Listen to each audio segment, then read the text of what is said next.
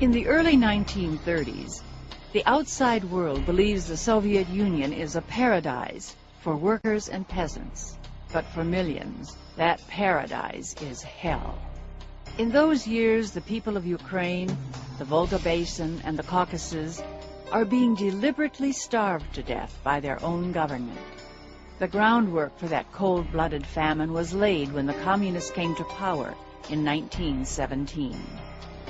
Almost immediately, they passed a series of laws, making it nearly impossible for non-party members to own firearms. They used licensing laws to tell them exactly who had guns, and with that information, they confiscated firearms. Penalties for possession of weapons grew more and more harsh. The Soviet leader, Joseph Stalin, fears enemies everywhere, but especially in Ukraine, the breadbasket of Europe. Ukraine's prosperous farmers crave independence. Stalin craves their grain to pay for industrial expansion.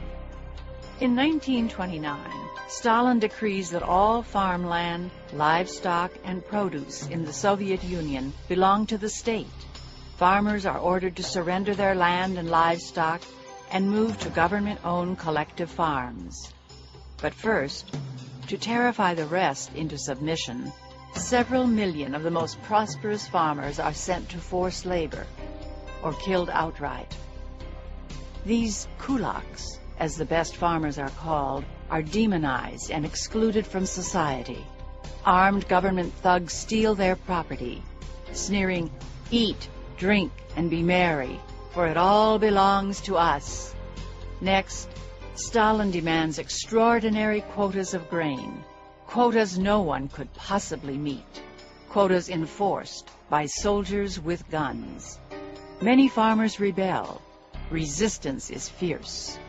But because of 10 years of firearms confiscations, the helpless people can fight back only with farm tools or sabotage. The worst is still to come. In 1932, Stalin takes the ultimate revenge on those who dared oppose him.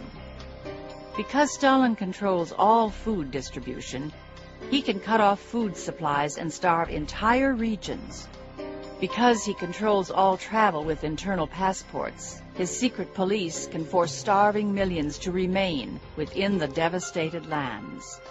Grain elevators stand full, but grain rots on the ground as Stalin refuses to distribute food. The powerless people can do nothing to stop their master. Catastrophe strikes and lasts for 2 endless years.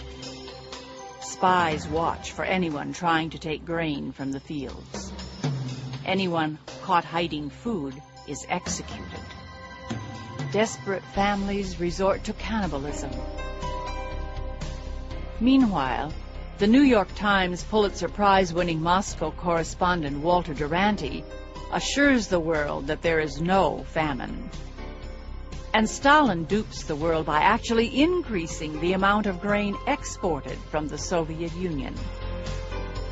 The United States and the League of Nations embrace and recognize the prosperous Soviet Union. From Moscow, Times reporter Duranty secretly confides the truth to Western governments, that as many as 10 million defenseless lives have been wiped out with politically engineered starvation